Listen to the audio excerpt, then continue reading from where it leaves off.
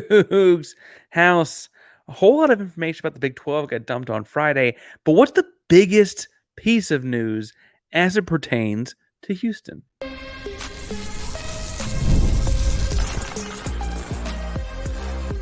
You are Locked On Cougs, your daily podcast on the Houston Cougars, part of the Locked On Podcast Network, your team every day. Welcome to Locked On Cougs, the daily podcast all about your Houston Cougars. I'm your host, Houston-born teacher and coach, Parker Ainsworth. And whether you're a Houston fan or just a hater came to step by, thank you for making Locked On Cougs your first listen of the day. And if you want to join the conversation but don't know what to say, in the comments down below or wherever you got this podcast, tell us if you salt watermelon, honeydew, cantaloupe, melon. Do you salt your melon or not? Now, today's show is brought to you by FanDuel, America's #1 sports book. More on that in a second. It's a ton of fun, I promise. But we got a bunch of stuff to get into today, including a news drops TV schedule, a news dump drop TV schedule. How do you want to talk about it? We got some insight as to what the Big 12 is doing with Houston and some Friday Night Lights kinds of things. I want to talk some about the potential open for business realignment conversation that got reopened up and why it got reopened up on Friday. But first, the biggest news for the Big 12 in Houston for the weekend, dropped by one Brett Yormark, was that Houston is in the new Big 12, and there was a gigantic payday over the weekend when the Big 12 announced that they were paying out $470 million for the 2023-2024 Big 12 institutions. Now, at this meeting, you did have Arizona State, Arizona, Colorado, and Utah all there. They obviously do not get that because they were not in the league last set of school seasons. I guess technically there's not quite done with college baseball and things like that, but last set of school seasons, those schools were all out. But the 470 million mark is 30 million more than a year ago for the Big 12. Big year for the conference. BYU, Cincinnati, UCF, and your University of Houston Cougars each got $18 million in year one of their deal. The original members got closer to $39 million. Now, before we get into what that difference is and why that is, I will point out that American Athletic Conference schools got basically $7 million this year. And that's on a year where they frankly had pretty solid showing across the national landscape of revenue sports relative to how they do normally. Now, Brett Yormark said the increases as a conference this year came as a result of bigger college football playoff appearances and bowl revenues, growth in ticket revenue across all the conference championships and sponsorships after streamlining that to be handled directly by the conference led to more money instead of using outside parties. I should point out, too, that the agreement in entering this conference early, BYU, Cincinnati, UCF, and Houston all entered the conference by breaking out of a different conference early in 3 of the 4 cases, and they all agreed to get a smaller payout. That's why they get the $18 million their first year, as opposed to the full 39, obviously. And the other schools got those numbers would be a lot closer together in the coming years, and they'll be the same in just a couple. Right? That's part of the agreement of getting out of the American Athletic Conference so early and joining in between TV deals, kind of. Right? Now the revenue driving sports at the schools coming in, I think people are worried about, like, okay, yes, the Big 12 got $470 million this year, but you lose Oklahoma and UT Austin on their way out to the SEC. What does that do to your money and bottom line? But I think you kind of see in looking at the way this money got distributed, honestly, that of those 4 schools, right, you only kind of need them to match up with the revenue sports of Texas and Oklahoma, in that, like, Oklahoma didn't make the March Madness basketball tournament. So you figure like you get a second, you get like Arizona and Utah both make the tournament. Suddenly you got a better showing than the 2 schools you left. That's only 50% of the new schools coming in, getting those March Madness or NCAA tournament units that pay out the whole conference, right? You're adding 4 schools to build up the revenue and ticket sales and TV streaming that two schools to the left. So while you're losing two bigger programs in a national marketing, you're replacing them with four. You're adding two states in the process. I was about to say three, but Utah, you already had BYU. BYU is a little different as it's not a state school, but it has this international following, frankly. So I would say you add Utah in some ways, but as a state, you certainly add the other half of Utah. The state's very split. And I think that it's interesting that you also look at like the split in bowl game revenue, right? You think in building this conference with the expanded college football playoff, you can hopefully get a couple of teams in that, right? If not at least the one that you had in the playoff last year when it was 4 teams as a Big 12. You can get a couple, if not one, and frankly, you'll have more teams playing potentially in more bowl games. I think all of this points to very clearly a continuing to grow Big 12. We've spoken about it since Houston joined this conference. The show was actually introduced after the announcement that Big 12 was going to add the University of Houston, but this has always been good news for the Cougs across the board, right? Now, do we wish some of the sports had a more successful first year in terms of wins and losses? Yes, but in terms of growing the program, adding money to the programs, and developing the athletic department, this has always been a slam dunk, right? It continues to be so. The latest numbers only indicate that.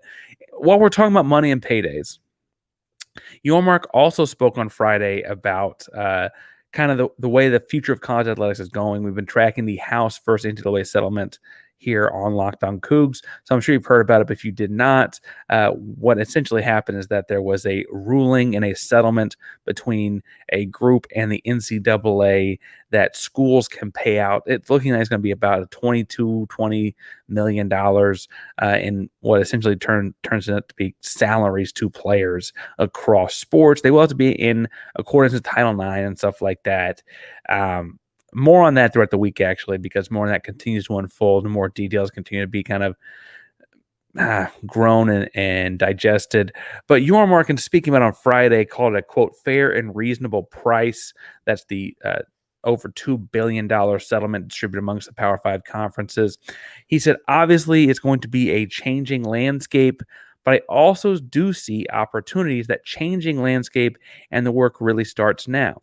A lot of work to be done. I look at this as a bit of a reset for our industry, and we're prepared for that. The ADs, myself, the board, we've been discussing that reset for quite some time, so it's not coming as a surprise. I have to say that that's encouraging. We've always known Brett Yormark to be at the front end of the way these things are going. He was looking at coast-to-coast power conference. He was looking at getting at every time zone. He values basketball in a way that I think about 15 years from now we're going to see was important to do. I think a lot of different ways you could call Yormark a visionary. And I think that, Papa Yormark here is calling it again. He's saying this is a chance to reinvent the industry, right? College sports is not what it was in the 1960s anymore. It's frankly not even what it was with the money being under the table in the 1980s, 90s, and 2000s. This is all above board. This is contracts. This is pay. This is all moving in that direction.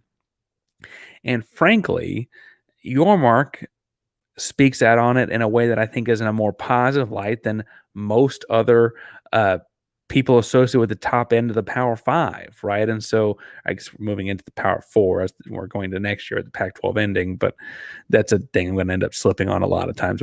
So bear with me on that one. But on the whole here, Yormark being this out in front of it, this open about moving out in front of it, is a good thing. This is a net positive thing. He continues to be the guy looking ahead, including, once again, mentioning that the Big 12 is, quote, open for business. Now, I want to digest what that says with you in a moment. But first, while we're talking about contracts and things like that, if you're hiring for your small business, you want to find quality professionals that are right for the role, just like any institution would for their athletic program. Right? That's why you got to check out LinkedIn Jobs. And LinkedIn Jobs has all the tools to help you find professionals for your team faster and for free. LinkedIn is not just a job board. I want to stress that point a lot. LinkedIn helps you hire professionals you can't find anywhere else, even those who aren't actively searching for a new job, but might be open to the perfect role. In a given month, over 70% of LinkedIn users don't visit other leading job sites. So if you're not looking at LinkedIn, you're looking at the wrong place. On LinkedIn, 86% of small businesses get qualified candidate within 24 hours of posting. Hire professionals like professional on LinkedIn. Post your for free at linkedin.com/locked on college. That's linkedin.com/locked on college to post your job for free. Terms and conditions apply.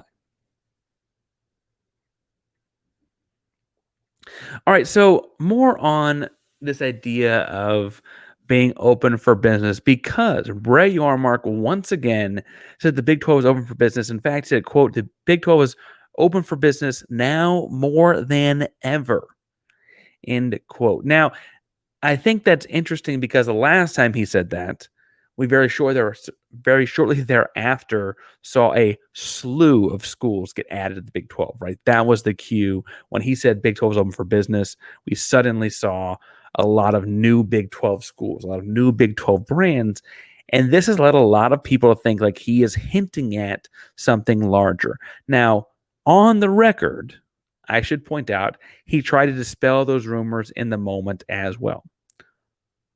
But, and this is where I think there's something going on here. He said this on Friday at the end of May. We know June is a big month for the ACC. Now, this is a Big 12 show, a Locked On Cougs show. So if you haven't been following the ACC has been locked into a grant of rights deal with its members for seems like an eternity that bluntly just isn't fair anymore. They're not going to be paid adequately in the very near future as a power conference relative to what any of the other power conferences are going because it was such a long-term deal when they signed it back in the day when Skipper was at ESPN. They signed it for such a long term that all of these re-ups of negotiated deals for the Big 12, for the SEC, for the Big 10, et cetera, is just leaving it in the dust. By 2036, it's going to be by far and away the fourth highest paying Power 4 conference. And frankly, had the Pac-12 continued to exist, it would have been fifth, right? Like it's that far behind. And major brands in the ACC, Florida State and Clemson, have sued the conference as a way to get out of their grant rights deal, GR, and doing that, this is me speaking quickly in layperson's terms because this is not an FSU, a Clemson, or an ACC show, but people are connecting the dots here and saying, okay, if they've set the standard and can get out of this deal and join, presumably the SEC, right? Florida State, Clemson, people are assuming they want to join the SEC. I'm not, this in their show. I don't know. Maybe they do. But if they can get out of this deal, then very suddenly, okay, where does that leave the rest of the conference? Because those teams, it stands to reason, want to make money too. I think the school to watch here is whoever the third school pops up as. I'm thinking it's North Carolina, not just because it's actually my it's a love you colored shirt on, but not just because I have blue on today. I do think that Carolina becomes the next school here. They're a national brand. Their marketing kind of goes above and beyond their football program. We know football is the big revenue deal, but they also have one of the handful of basketball programs that independently makes more profit, enough profit to sustain it and a lot of other things. North Carolina's got that kind of dollars and cents, right? The big deal here is they'd be the third school, and because of state ties, much like Arizona and Arizona State, they'd have to bring North Carolina State out of that grant GOR with them, right? Now, I think what's interesting here is that would not be horribly unlike the way the Pac-12 fell apart, right? What happens here is two schools leave, right? In the Pac-12, it was USC and UCLA said, we're going to the Big Ten. Everyone was like, what? And it wasn't really until Oregon and Washington joined them, the Pac-12 fell apart. Before that, the Pac-12 was putting in place ways to function by adding UNLVs or San Diego States or kind of plugging the holes in the dam and moving forward. Then Oregon and Washington decide they're going to leave as well. The Pac-12 falls apart. The bottom falls out. Half the conference joins the Big 12. Right? Whatever. Right? It's why you now have Cal and Stanford and the ACC, which if the ACC falls apart is another layer of funny. So that's how that happened for the Pac-12. For the Big 12, Texas and Oklahoma leave to go to the SEC. People think, what's going to happen in that conference? They bring in 4 new schools, including yours truly, the Houston Cougars.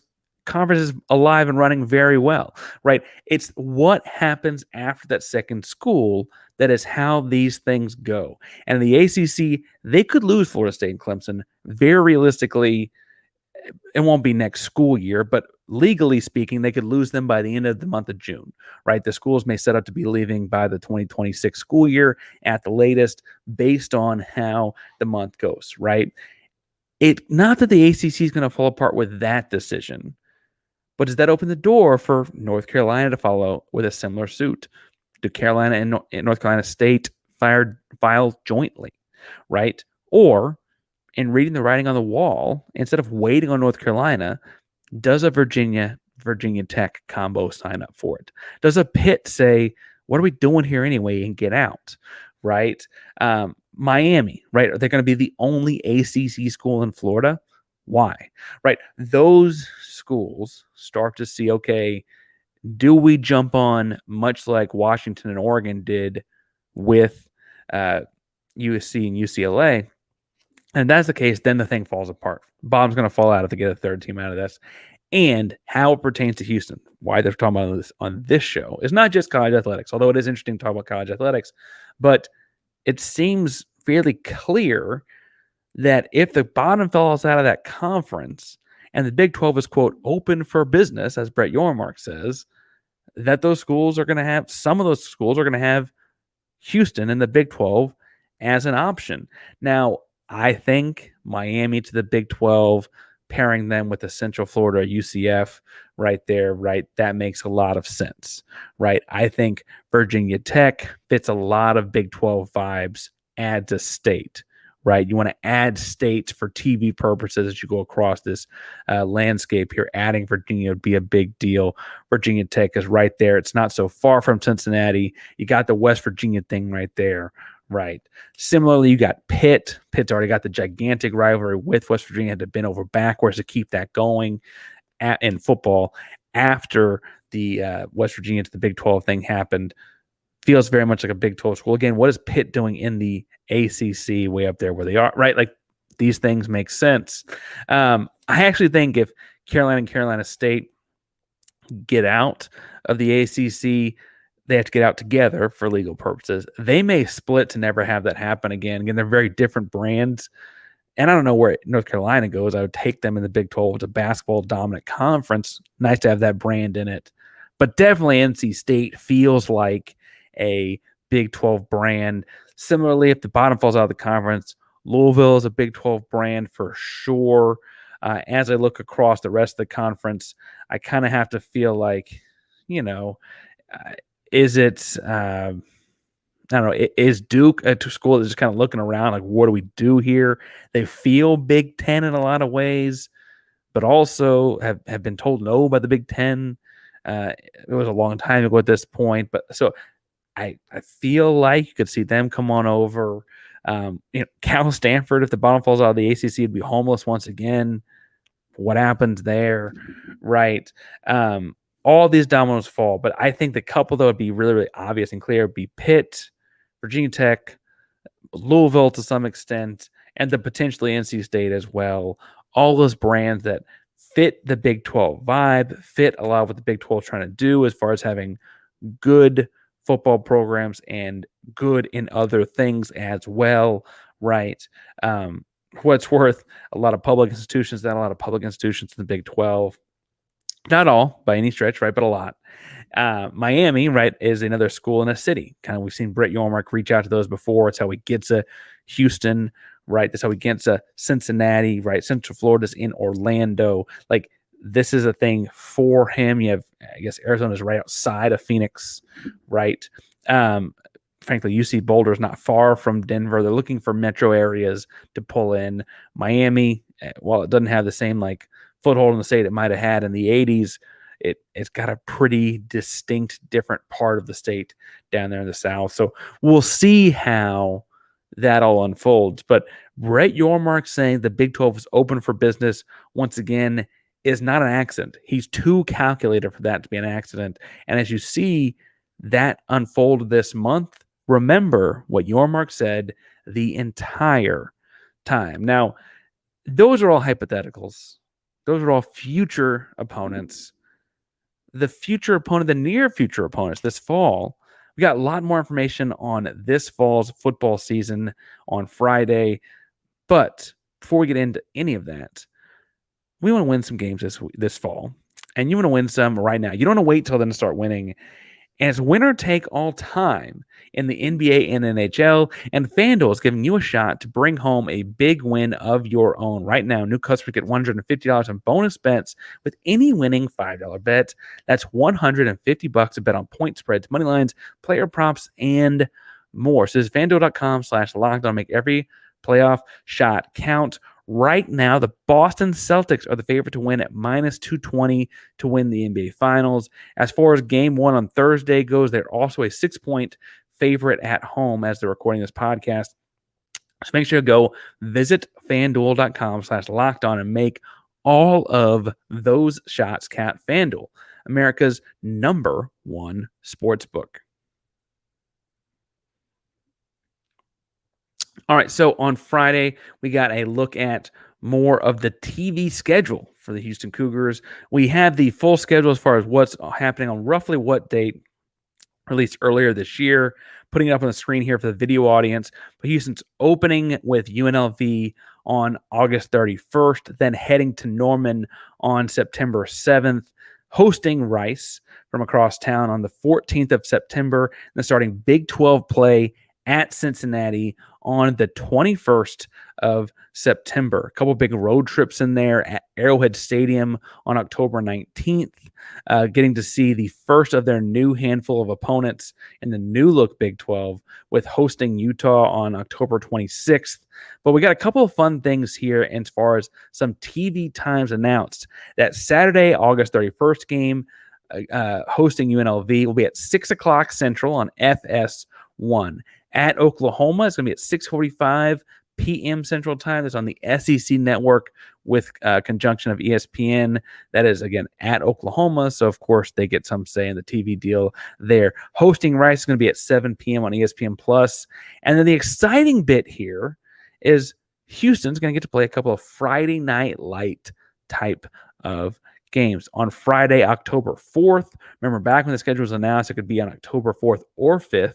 Against TCU. Friday, October 4th, they're playing TCU at 6:30 p.m. Central Time in Fort Worth.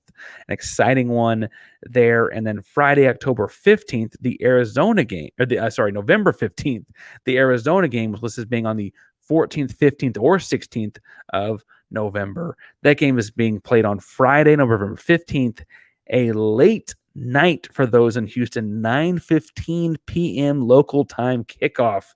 Obviously, you're playing out in the Pacific time zone at that point in the year. Now, I think a lot of people online were talking about, wait a second, we're playing on Fridays?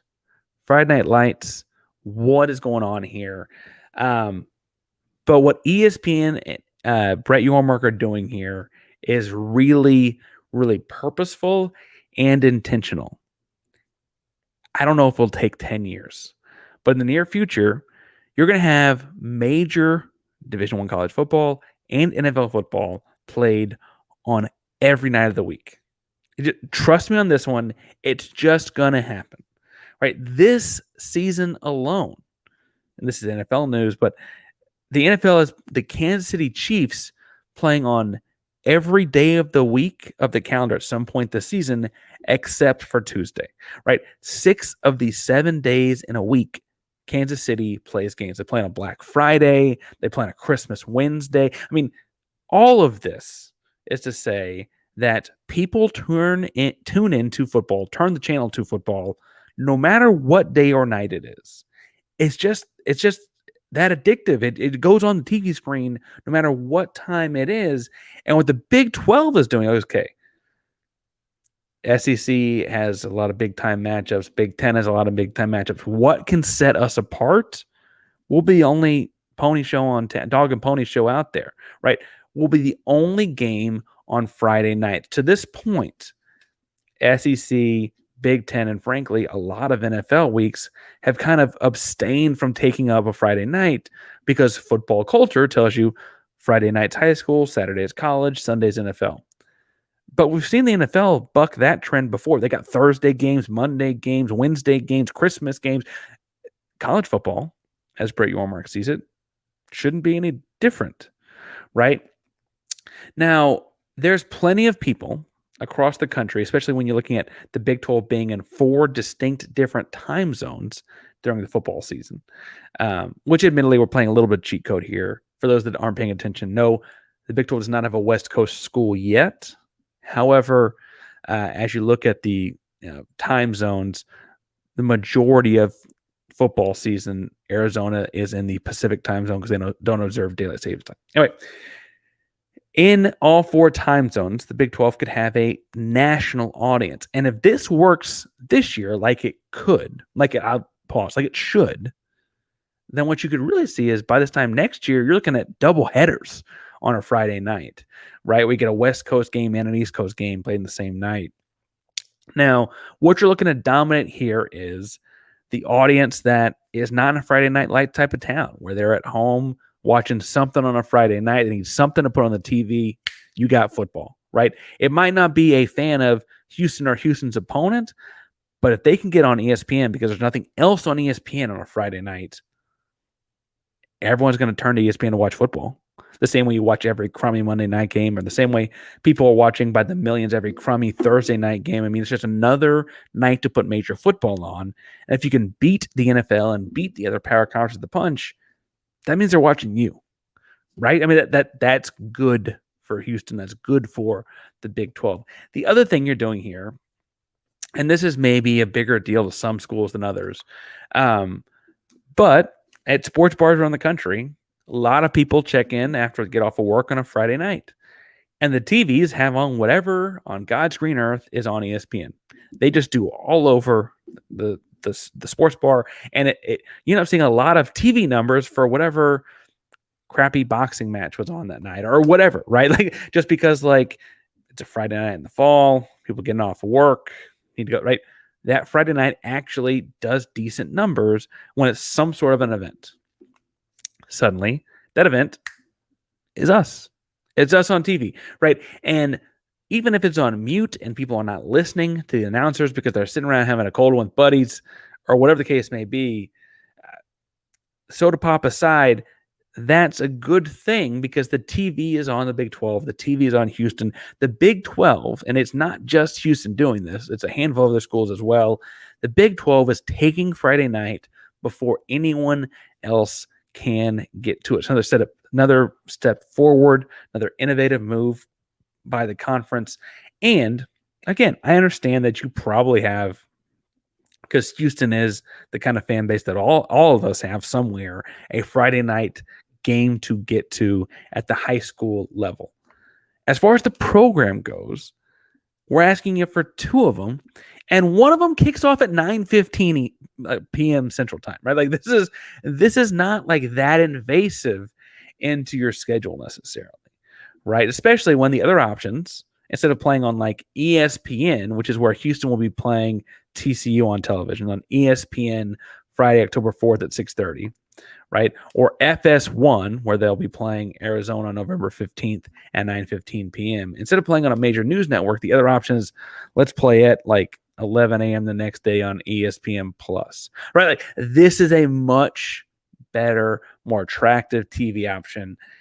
And I am really impressed that Yormark has taken it before anyone else. I just am. I am. And I know people are complaining about it online. I don't think you're going to be complaining about it in the coming months. It'll be great. We're the show on television. Everybody talking about us.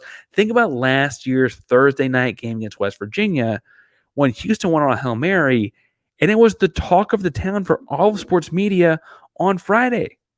2 bad teams play each other, and Houston won on a Hail Mary, and And that was what everyone was talking about all day. Friday in sports media, it's the same kind of thing. At Friday night, Houston's the only show in town. You're going to kick off all your Saturday morning football shows by talking about Houston and the Big 12. And I think it's a really, really solid move. You think I'm wrong, think I'm dumb, think anything I've said today is inaccurate, or just want to tell me whatever things loudly, or like some of you have done thus far, is promote podcasts online. Make sure you do that by tagging me at Painsworth512, PAINSWORTH 512 on X, Instagram, any of your social media accounts. That's where you can find me and the show. Thank you again. Remember, hit subscribe, hit the bell so you know when we are live on YouTube. Locked On Cougs is a proud member of the Locked On Podcast Network. That means your team, your Houston Cougars, each and every day. Go Cougs.